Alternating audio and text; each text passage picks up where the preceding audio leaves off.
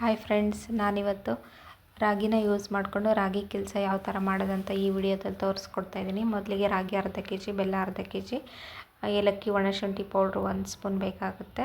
ನಾನಿಲ್ಲಿ ಪೌಡ್ರ್ ಖಾಲಿಯಾಗಿತ್ತು, ಹಾಗಾಗಿ ಮಾಡ್ಕೊತಾ ಇದ್ದೀನಿ. ಒಂದು 5ರಿಂದ 6 ಏಲಕ್ಕಿ, 1 ಇಂಚು ಒಣಶುಂಠಿ ಮತ್ತು ಸ್ವಲ್ಪ ಶುಗರ್ ಹಾಕ್ಬಿಟ್ಟು ಇದನ್ನು ತುಂಬ ನೈಸಾಗಿ ರುಬ್ಕೊತಾ ಇದ್ದೀನಿ, ಪೌಡ್ರ್ ಮಾಡಿ ಇಟ್ಕೊತಾ ಇದ್ದೀನಿ. ಇದು ನೆಕ್ಸ್ಟ್ ಎಲ್ಲ ಸ್ವೀಟಿಗೂ ಯೂಸ್ ಮಾಡ್ಬೋದಂತ. ಈ ಪೌಡ್ರ್ ತುಂಬ ದಿನ ಇರುತ್ತೆ, ಇದು ಏನು ಹಾಳಾಗಲ್ಲ, ಹಾಗಾಗಿ ಮಾಡ್ಕೊಳ್ತಾ ಇದ್ದೀನಿ.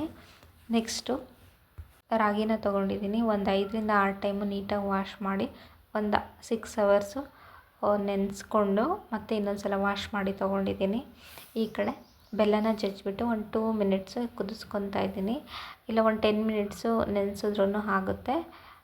ಈ ಕಡೆ ರಾಗಿನ ನುಣ್ಣಗೆ ರುಬ್ಕೊಂಡು, ನೈಸಾಗಿ ರುಬ್ಕೊಂಡು ಈ ಥರ ಹಿಟ್ಟು ಸಾಣೆಯಲ್ಲಿ ಸೋಸ್ಕೊತಾ ಇದ್ದೀನಿ. ಇದನ್ನು ಯೂಸ್ ಮಾಡೋದ್ರಿಂದ ಬೇಗ ಆಗುತ್ತೆ. ಕೆಲವರು ಬಟ್ಟೆನಲ್ಲೂ ಸೋಸ್ಕೊತಾರೆ, ಅದು ತುಂಬ ನಿಧಾನ ಆಗುತ್ತೆ. ಹಾಗಾಗಿ ಈ ಥರ ಸೋಸ್ಕೊಂಡು ಇದಕ್ಕೆ ನೆಕ್ಸ್ಟು ಬೆಲ್ಲದ ನೀರು ಮತ್ತು ಏಲಕ್ಕಿ, ಒಣಶುಂಠಿ ಪೌಡ್ರು ಹಾಕಿಬಿಟ್ಟು ಇನ್ನೊಂದು ಸಲ ನೀಟಾಗಿ ಮಿಕ್ಸ್ ಮಾಡಿಕೊಂಡು ಇನ್ನೊಂದು ಸಲ ಸಣ್ಣ ಜಾಲರಿನಲ್ಲಿ ಸೋಸ್ಕೊತಾ ಇದ್ದೀನಿ. ಸೋಸ್ಕೊಂಡು ಇದನ್ನು ನೆಕ್ಸ್ಟು ಮೀಡಿಯಮ್ ಫ್ಲೇಮ್ನಲ್ಲಿ ಈ ಥರ ಕುದಿಸ್ಕೋಬೇಕು. ಇದನ್ನು ಕೈ ಬಿಡ್ದೇ ಈ ಥರ ನಿಧಾನವಾಗಿ ತಿರುಗಿಸ್ತಾ ಇರಬೇಕು, ಇಲ್ಲ ಅಂದರೆ ತಳ ಸೀದೋಗ್ಬಿಡುತ್ತೆ. ಇದೇನಿಲ್ಲ ಅಂದರೂ ಒಂದು 30 to 40 ಮಿನಿಟ್ಸು ನಾವು ಕುದಿಸ್ಕೋಬೇಕಾಗುತ್ತೆ. ಈ ಥರ ಕಲರ್ ಚೇಂಜ್ ಆಗುತ್ತೆ, ನೀವು ನೋಡ್ತಾ ಇರ್ಬೋದು. ಮಾಡ್ತಾ ಇದು ಡಾರ್ಕ್ ಕಲರ್ ಬರುತ್ತೆ. ಮತ್ತು ಇದು ಕಂಟಿನ್ಯೂಸ್ ಆಗಿ ತಿರುಗಿಸ್ತಾನೆ ಇರಬೇಕು, ಇಲ್ಲಾಂದರೆ ತಳ ಸೀದೋಗುತ್ತೆ.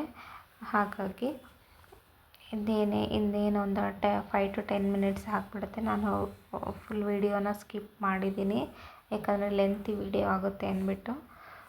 ಸೊ ಇದನ್ನೇನು ಆಗ್ತಾ ಬಂತು ನೋಡಿ, ಎಷ್ಟು ಡಾರ್ಕ್ ಆಗಿದೆ. ಮತ್ತು ನಿಮಗೆ ಹೇಗೆ ಗೊತ್ತಾಗುತ್ತೆ ಅಂದರೆ ಅದು ಸ್ಮೆಲ್ಲಲ್ಲೂ ಗೊತ್ತಾಗುತ್ತೆ, ಹಾಗೆ ಕಲರು ಡಾರ್ಕ್ ಆಗಿರುತ್ತೆ. ಸೊ ಇದು ಇವಾಗ ಆಗಿದೆ. ಇದನ್ನು ನಾನು ಪಾತ್ರೆಗೆ ಶಿಫ್ಟ್ ಮಾಡ್ಕೊತಾ ಇದ್ದೀನಿ. ನಾನು ನೈಟ್ ಮಾಡ್ತಿರೋದ್ರಿಂದ ಇದನ್ನು ಒಂದು ತಟ್ಟೆಯಲ್ಲಿ ನೀರು ಹಾಕಿಬಿಟ್ಟು ಈ ಥರ ಪಾತ್ರೆಗಳನ್ನ ಜೋಡಿಸಿ ಇಟ್ಕೊತಾ ಇದ್ದೀನಿ. ಇದು ಮಾರ್ನಿಂಗ್ ತುಂಬಾ ಚೆನ್ನಾಗಾಗಿರುತ್ತೆ. ನಾನು ಯಾವುದೇ ರೀತಿ ಫ್ರೀಝರಲ್ಲಿ ಇಟ್ಟಿಲ್ಲ, ಹಾಗೆ ಹೊರಗೆ ಇಟ್ಟಿದ್ದೀನಿ.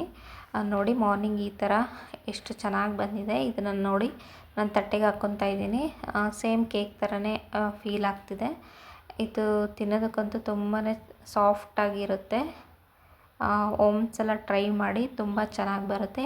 ಇದಕ್ಕೆ ಕಾಂಬಿನೇಷನು ನಾವು ಯೂಸ್ ಮಾಡೋದು ಕಾಯಿ ಹಾಲು ಯಾವ ಥರ ಮಾಡೋದಂದರೆ ಕಾಯಿನ ತುರ್ಕೊಂಡ್ಬಿಟ್ಟು ಅದಕ್ಕೊಂದು ಅರ್ಧ ಏಲಕ್ಕಿ, ಸ್ವಲ್ಪ ನೀರು ಹಾಕಿ ರುಬ್ಕೊಂಡ್ಬಿಟ್ರೆ ಕಾಯಿ ಹಾಲು ರೆಡಿ ಆಗುತ್ತೆ.